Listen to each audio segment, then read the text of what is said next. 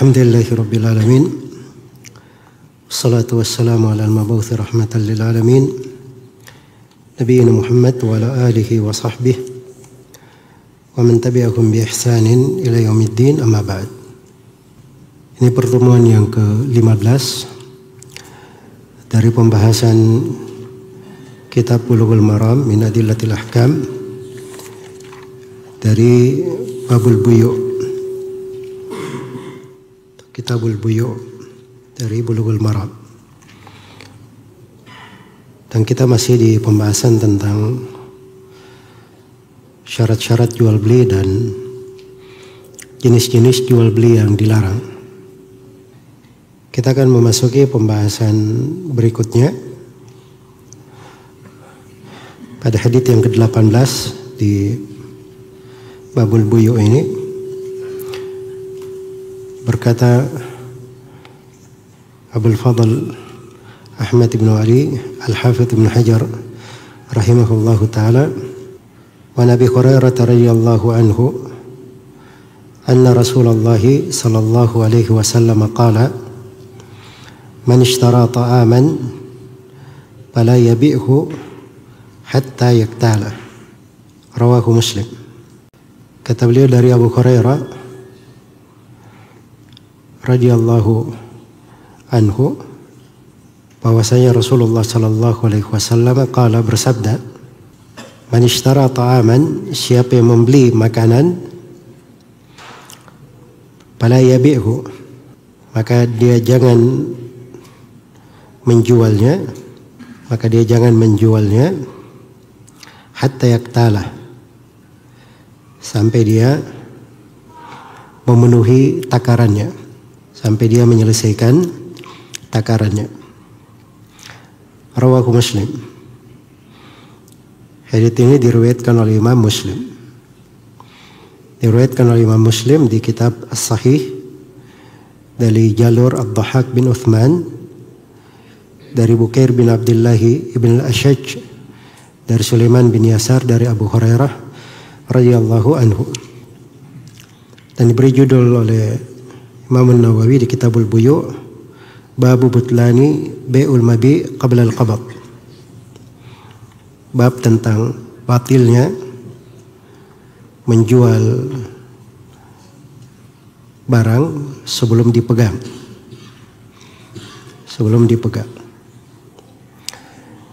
Baik, ini hadits dari salah satu cabang pembahasan terkait dengan bab sebelumnya, dilarangan al-gharar, menjual beli secara gharar, padahal yang tidak jelas, ada ketidakjelasan padanya. Dan ini sudah kita terangkan pada pertemuan sebelumnya. Dan di hadits ini dia bagian dari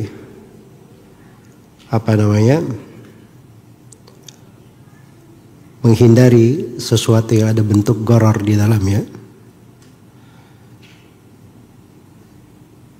Tetapi di dalam hadits ini terdapat kaidah-kaidah atau terdapat kaidah tersendiri di pembahasan jual beli.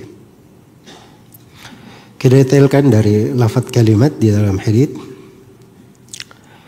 Dikatakan di sini Nabi Hurairah radhiyallahu anhu, lebih populer dengan kunyahnya Abu Hurairah, dan sebagiannya ada yang menyebutkan bahwa kunyahnya adalah namanya.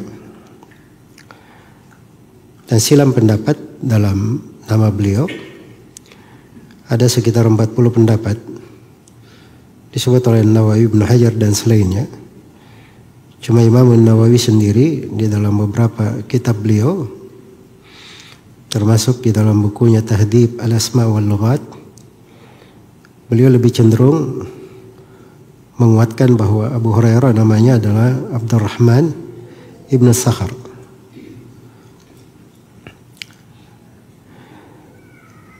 Abu Hurairah radhiyallahu anhu di sini beliau meriwayatkan dari Rasulullah Sallallahu Alaihi Wasallam. Ya, Abu Hurairah ini dari sahabat yang di buku-buku riwayat itu disebut sahabat yang paling banyak riwayat haditsnya. Sahabat yang paling banyak riwayat haditsnya. Padahal Abu Hurairah radhiyallahu anhu, beliau masuk Islam 4 tahun sebelum Rasulullah sallallahu alaihi wasallam meninggal. Jadi masa beliau bersahabat dengan Nabi sallallahu alaihi wasallam, mendampinginya dan mengambil ilmu darinya, itu cuma 4 tahun. Tapi lihat bagaimana keberkahan yang Allah berikan. Sebab keberkahan itu kembali kepada diri seseorang juga. Untuk apa dia belajar? Bagaimana cara dia belajar? Bagaimana kejujurannya? Sidq. Iya. Makanya Abu Hurairah itu dipuji oleh Nabi Sallallahu Alaihi Wasallam. Dalam sebuah pertanyaannya, Nabi berkata, saya sudah menyangka tidak akan ada yang bertanya sebelum engkau ya Abu Hurairah tentang hal itu. Itu menunjukkan semangatnya. Dan beliau pernah ditanya, kenapa engkau terlalu banyak meriwayatkan hadits, padahal engkau itu cuman bersahabat dengan Nabi 4 tahun saja. Kata beliau radhiyallahu anhu, adapun saudara-saudara saya dari kalangan muhajirin, mereka di sebagian waktu sibuk di pasar. Sebab kaum muhajirin mereka berhijrah, tidak ada rumah di Madinah, tidak ada tanah. Maka kegiatan ma'isyahnya di pasar. Adapun saudara-saudara saya dari kalangan muhajirin, mereka sibuk di kebun-kebunnya. Adapun saya selalu mulazamah dengan Nabi Sallallahu Alaihi Wasallam. Dan kadang saya mengganjal perut saya dengan batu-batu supaya tidak terasa lapar itu. Itu Abu Hurairah. Kelihatan kesungguhan. Ya, kalau penuntut ilmu itu terlihat padanya al-hirs, kesungguhan, itu ciri baik itu. Tanda baik. Iya. Nah, itu kita dapat ya di halaqah-halaqah, di guru-guru kita belajar. Saya ingat dulu untuk duduk di depan Syekh Mukbil itu perjuangan. Kadang harus tidur di situ. Harus datang beberapa jam. Ya. Alhamdulillah saya sering duduk di depan. Dan untuk mendapatkan sebagian pelajaran, dia harus terlambat makan, terlambat begini. Nah, itu biasa di orang belajar. Ya, kalau terlihat darinya keseriusan dan kesungguhan, Allah itu tidak akan melantarkan hamba yang maksudnya baik dan punya kesungguhan.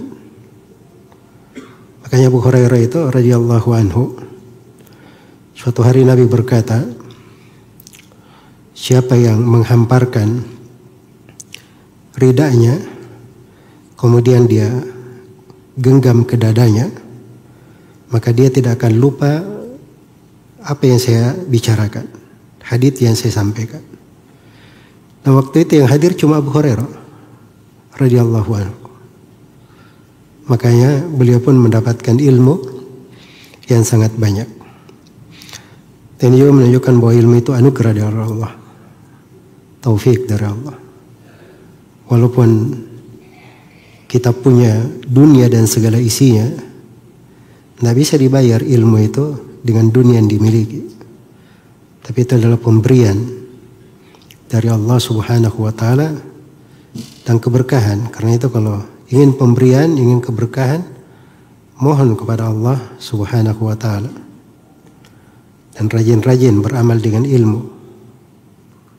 Rajin beramal dengan ilmu. Sebab orang yang berilmu itu beda dengan orang yang tidak berilmu. Iya. Jangan sampai belajar tapi giliran urusan ribut dengan orang-orang, dia lebih jahil dari orang jahiliyah. Itu bukan para penuntut ilmu namanya.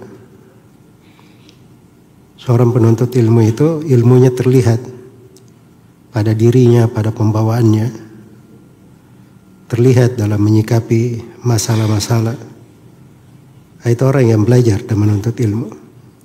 Baik. Karena itu Abu Hurairah radhiyallahu taala anhu itu banyak mendapatkan ilmu karena kesungguhan doa dari Nabi sallallahu alaihi wasallam, juga dari pemberian Allah Subhanahu wa taala kepadanya. Baik, siapa 7 sahabat yang paling banyak meriwayatkan hadits? Siapa yang hafal 2 bait syair Asyuti? Apa ahad minkum yahfaz? Hah?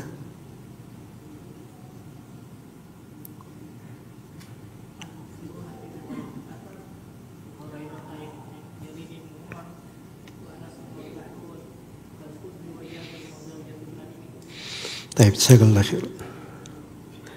Wal mukthiruna fi riwayatil athar Abu Hurairah yalihi bin Umar wa Anas wal Habru kal Khudri wa Jabir wa zaujatun Nabi. Iya. Ada yang mengatakan wal Hibru, ada yang mengatakan wal Bahru. Wal mukthiruna fi riwayatil athar,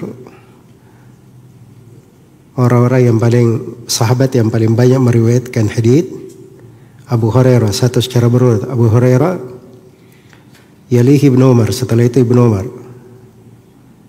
Wa Anasun, setelah itu Anas, yaitu Anas bin Malik Ibnu Nadar Al-Ansari.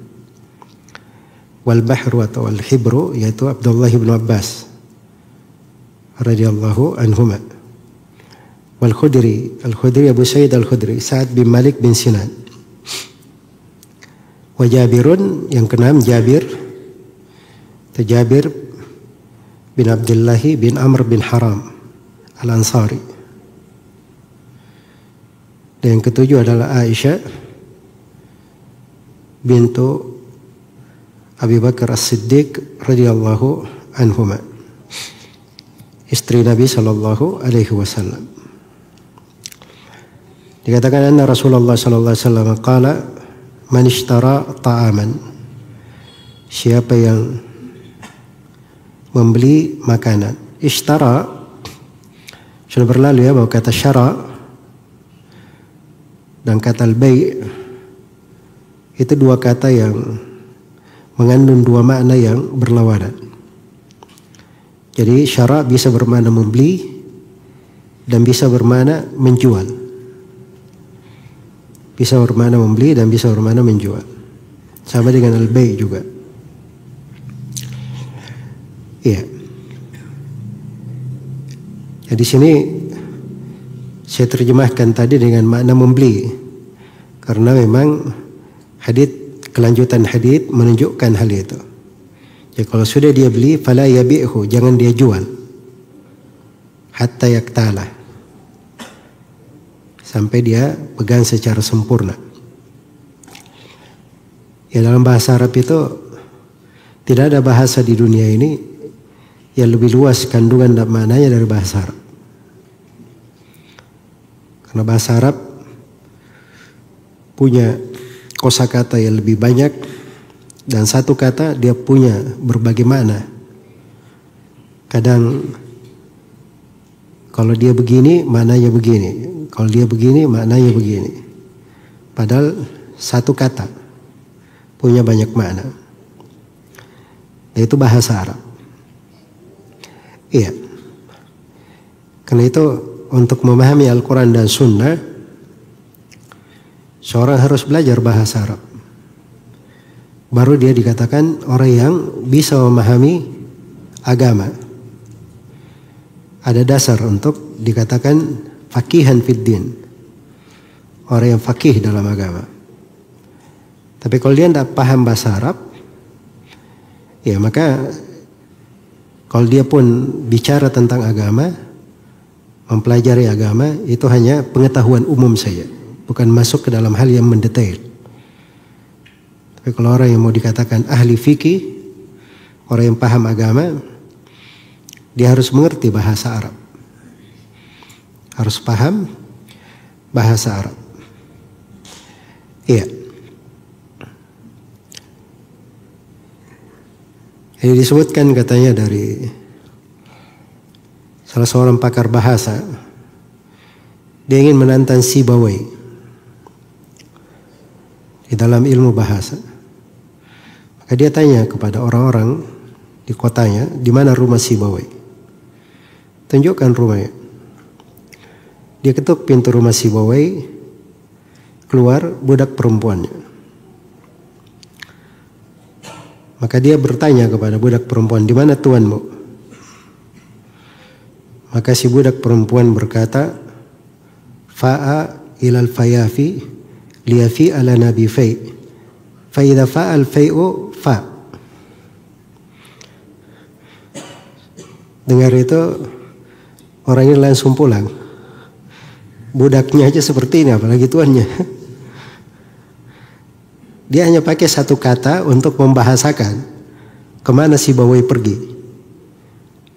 Jadi ulang fa'a al-fayafi, dia pergi ke fayafi. Fayafi itu lembah-lembah, gurun-gurun, tempat-tempat yang luas.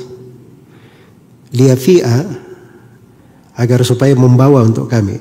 Fai itu sesuatu yang dibawa bisa menjadi barang berharga. Makanya harta rampasan perang itu salah satu namanya fai. Liyafi ala nabi fai. Fai itu suatu bawaan. Ya. Fa idza fa'al fai'u, ini beda lagi namanya, pakai fa juga. Fa kalau al fai siang hari sudah lebih setengah, itu fa'al fai'u namanya. Ya, fa idza fa'al fai'u fa. Fa di sini yang terakhir artinya dia akan kembali ke rumah. Ya bisa lihat ya, satu kata maknanya banyak. Coba orang Arab semuanya paham itu penggunaan. Bicara apa penggunaan. Mereka paham dan mengerti. Iya. Baik. Itu pentingnya ya mengetahui ilmu bahasa, dan supaya kita tahu bahwa umat Islam ini diberi anugerah Allah Subhanahu wa taala dari bahasa yang luas sekali. Iya. Karena itu Al-Quran diturunkan bilisanin Arabiyyin mubin, dengan lisan bahasa Arab yang sangat jelas, yang sangat terang. Dan ini dari keagungan agama kita. Dikatakan man ishtara ta'aman, siapa membeli ta'aman. Kata ta'am di sini datang dalam bentuk nakira fi siyaqi syart, yang memberikan ifadah umum. Ta'am artinya makanan, tapi konteksnya di sini umum. Makanan apa saja? Makanan apa saja? Iya.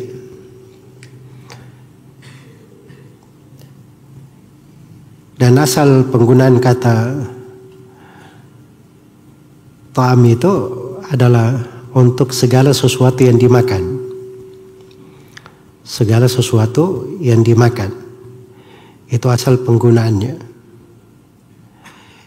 Iya. Tapi kadang dipakai juga kata ta'am untuk sesuatu yang diminum, tapi itu jarang ya terjadi. Itu harus ada qarina dalam bahasa. Seperti di penggunaan ayat wa man lam yuta'imhu fa innahu minni. Ini tentang pasukan yang minum dari air. Terus dikatakan siapa yang tidak makan darinya, padahal yang dimaksudkan tidak minum dari air. Siapa yang tidak minum. Tapi pada dasarnya ini digunakan untuk hal-hal yang dimakan.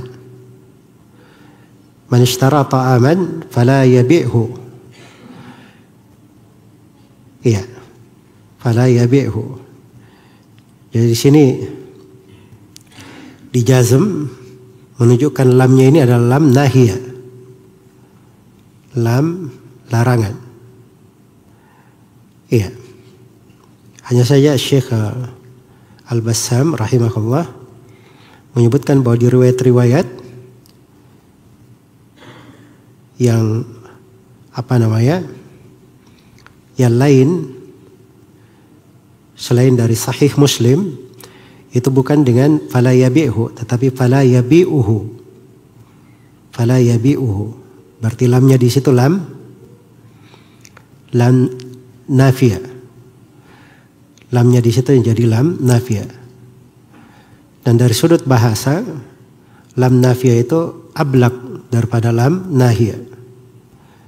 Karena pelarangan, peniadaan itu lebih mendalam dari larangan, lebih mencakup luas daripada sekedar pelarangan.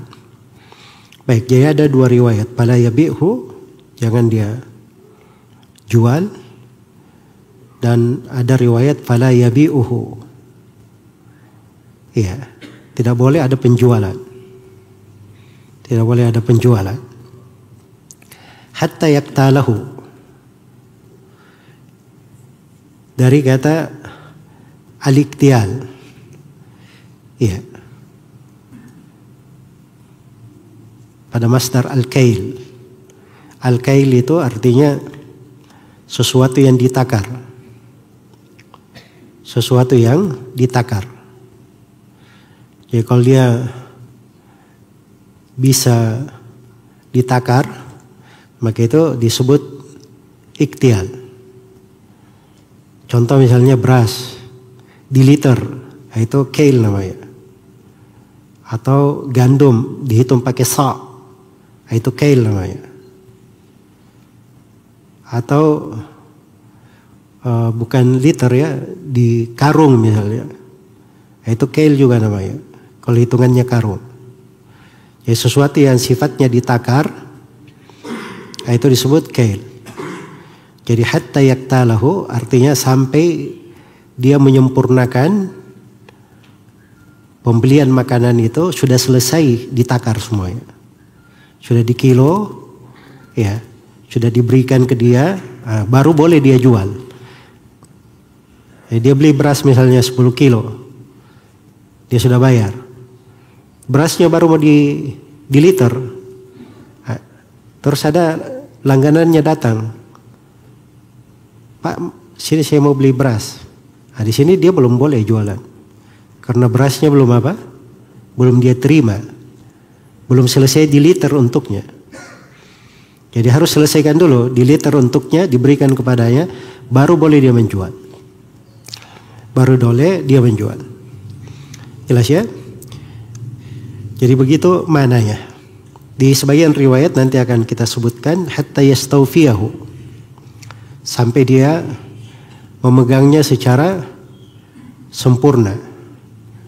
Dan di dalam sebagian riwayat hatta yakbidahu, sampai dia pegang. Sampai dia pegang. Maksudnya di riwayat-riwayat hadits yang lain yang semakna dengan ini. Baik. Di dalam hadits ini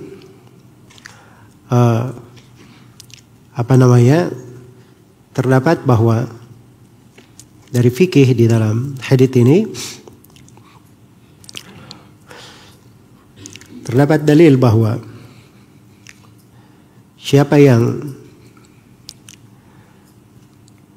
membeli makanan,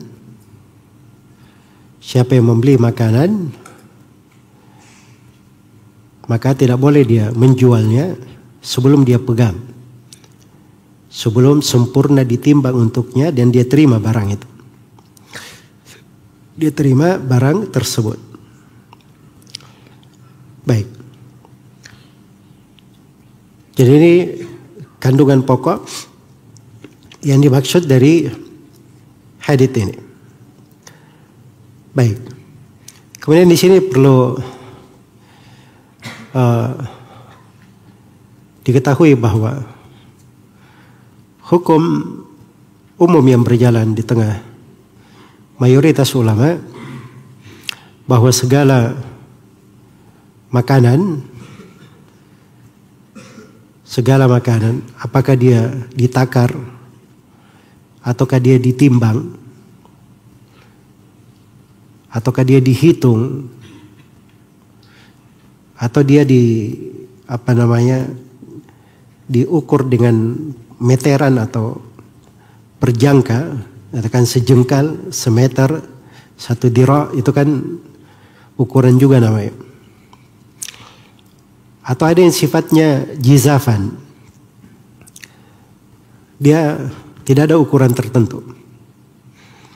Tidak ada ukuran tertentu. Maka ini di hukum dari riwayat ini itu dipegang oleh mayoritas ulama bahwa tidak boleh dia jual sampai dia pegang, dia selesaikan. Dia pegang secara sempurna. Baik. Jadi mana ini yang nampak ya, yang kelihatan. Apalagi kalau kita perhatikan dari hadits-hadits yang datang di dalam hal ini, memang lafadznya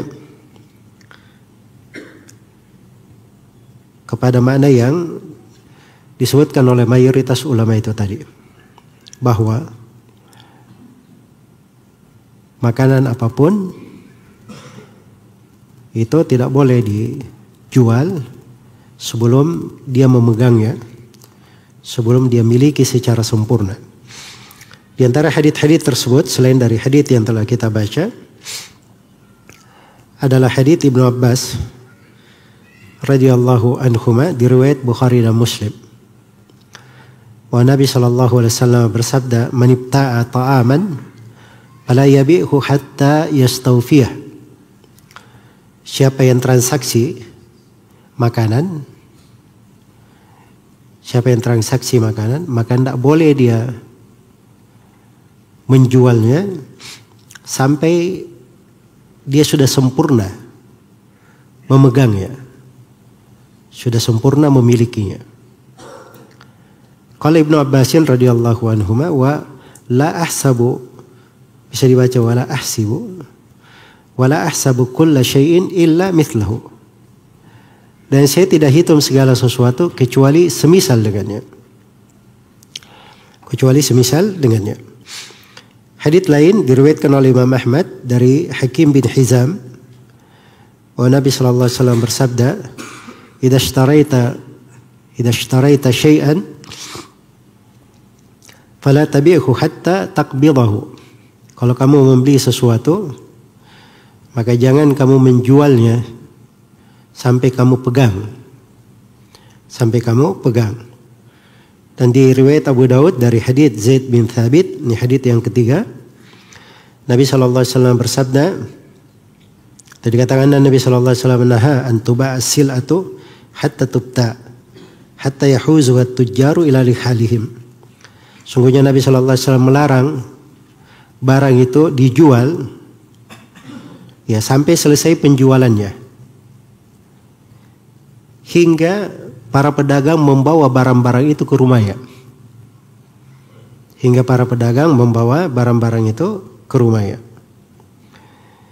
Maka ini dalil-dalil tegas ya. Dan ini menjadi satu kaidah besar di pembahasan jual beli, bahwa siapa yang membeli sesuatu tidak boleh dia jual kecuali setelah dia pegang barang itu. Tersebut. Baik. Dan hadits-hadits yang kita bacakan tadi itu sebagian ya dari hadits-hadits yang ada di dalam bab ini. Iya. Adalah sebagian hadits yang ada di dalam bab ini. Cuma begini, saya perlu dudukkan ya permasalahan supaya pembahasan itu bisa menjadi lebih detail. Pembahasan fikih itu masalahnya di mana? kadang bentuknya kelihatannya sama, tapi sebenarnya berbeda. Sebenarnya berbeda. Saya beri contoh sekarang. Mobil.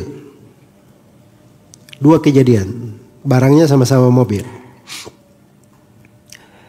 Tapi di kejadian pertama ini, mobil ini dihadiahkan ke saya. Dihadiahkan ke saya. Dihibahkan ke saya. Atau saya dapat warisan. Tapi warisannya belum saya pegang. Mobil itu warisan saya. Jelas ya? Ini namanya harta yang masuk bi asbabin qahriyah. Ini contoh kasus. Baik, pertanyaannya, mobil dalam bentuk ini. Saya mau jual, saya belum pegang. Tapi saya mau jual. Boleh atau tidak? Hah? Jawabannya di sini boleh. Jelas ya? Tapi ada mobil di showroom di sana. Mobil punyanya si A. Punyanya si A. Terus ada yang datang ke saya, ingin mobil itu. Saya jual mobil itu kepadanya sebelum saya membelinya, sebelum saya memilikinya. Ini boleh atau tidak? Ini yang dibicarakan dalam hadits ini, tidak boleh. Kenapa beda yang pertama dan kedua? Padahal sama-sama bentuknya. Hah? Kan barang belum saya pegang. Barang belum masuk ke dalam gudang saya. Barang belum masuk ke area yang saya kuasai. Sama atau tidak? Sama. Tapi kenapa hukumnya beda? Karena sebabnya beda. Sebab masuknya harta itu berbeda. Jelas ya? Kalau hal-hal yang terkait dengan hibah, wakaf, hadiah, warisan, itu babnya bab tabarruat dimasukkan. Dan itu hukum di dalam hal itu beda dengan hukum di babnya yang sifatnya al-mu'awadat. Ada transaksi tukar menukar. Jelas ya? Itu fikih besar di dalam memahami jual beli. Makanya kadang orang-orang itu dia banyak keliru. Apalagi kalau lihat orang-orang yang kasih fatwa aneh-aneh, itu dasarnya karena dia tidak mengerti hal-hal yang seperti ini. Sebab ini masalah-masalah detail dipahami oleh orang yang berilmu. Dia pandai membedakan masalah-masalah. Dikasih 1001 macam masalah, dia bisa membedakan. Ini beda antara A dan B, antara yang ketiga dan keempat, antara yang ke-40 dan yang ke-1000, beda. Dia bisa membedakan. Itu ilmu namanya. Jelas ya? Ilmu. Tapi kalau belajar ilmu cuma sepotong-sepotong, itu menjadi masalah. Baik, saya tadi sudah sebutkan ya tentang jenis harta yang masuk itu. Kita bedakan antara harta yang masuk dalam bentuk transaksi jual beli dan harta yang masuk dalam bentuk sebab qahriyah. Kalau sudah dihadiahkan itu jadi milik dia. Sudah warisan itu masuk ke milik dia. Suka tidak suka itu masuk ke milik dia. Jelas ya? Itu beda bentuknya. Itu beda bentuknya. Baik. Makanya Umar itu pernah membeli seekor kendaraan. Nah waktu itu anaknya sedang menaiki kendaraan itu. Jadi oleh Umar dibeli tapi belum dipegang karena ditunggangi oleh siapa? Anaknya. Setelah dibeli oleh Umar, kendaraan itu dihadiahkan, dihibahkan untuk dia. Itu boleh karena dia bukan jual beli. Sifatnya apa? Sifatnya hibah.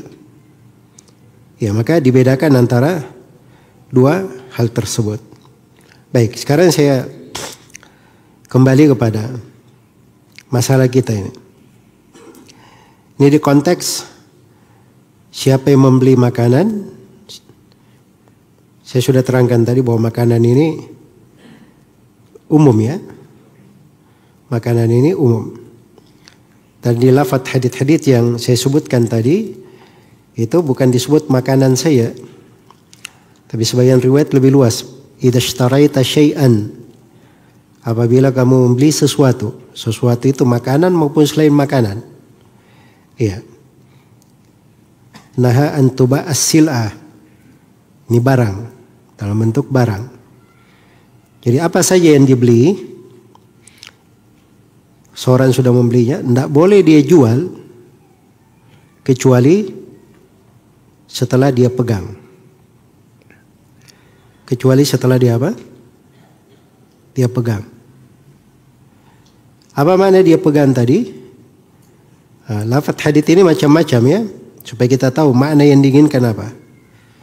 Dia pegang itu di sebagian riwayat dikatakan sampai selesai ditakar.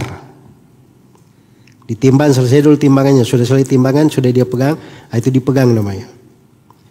Sebagian riwayat hatta yastawfiyahu, sampai sudah lengkap. Kalau masih sebagian belum, tapi sampai lengkap sempurna. Di sebagian riwayat hatta yaqbidahu, sampai dia pegang, dia genggam. Di sebagian riwayat sampai dia pindahkan ke rumahnya. Dia pindahkan ke mana? Ke rumahnya. Jadi ini makna-makna menunjukkan hal yang sama.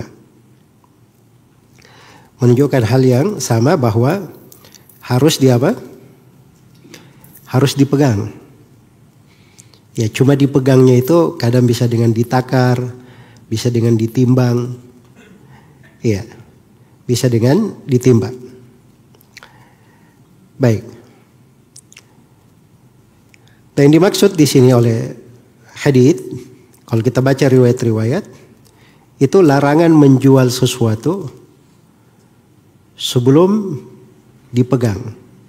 Dan ini mencakup bukan hal yang ditakar saja atau ditimbang saja, tapi sesuatu yang tidak diukur dengan timbangan dan takaran pun itu masuk, tidak boleh dijual sampai selesai. Kalau kita lihat ke makna haditsnya seperti itu. Dan ini yang dipegang oleh mayoritas ulama. Dan ini salah satu riwayat dari Imam Ahmad. Dan ini yang dikuatkan oleh Syekhul Islam Ibn Taimiyah dan Ibn Al-Qayyim. Iya.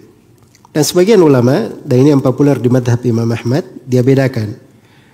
Kalau misalnya, kalau barang itu ditimbang atau ditakar, itu tidak boleh sebelum dipegang. Tapi kalau dia tidak ditimbang dan tidak ditakar, dihitung dengan juzaf, dia diambil secara umum, tidak ada ukuran tertentu, maka itu nggak apa-apa. Nah, ini salah satu pendapat. Dan kelihatannya bahwa pendapat ini itu tidak begitu kuat. Karena kita sudah baca riwayat-riwayat hadits, itu maknanya sama. Ya, makna dari riwayat-riwayat hadits itu sama. Iya. Baik. Karena sebenarnya mereka ada sudut pendalilannya di dalam hal ini, tetapi pendalilannya lemah, tidak kuat. Ya, dan cukup tadi ya, supaya kita tidak terlalu memperluas masuk ke dalam hal-hal yang detail, maka cukup tadi dipahami bahwa riwayat-riwayat itu sifatnya umum. Ya, riwayat-riwayat itu sifatnya umum. Jadi apa saja yang sesuatu itu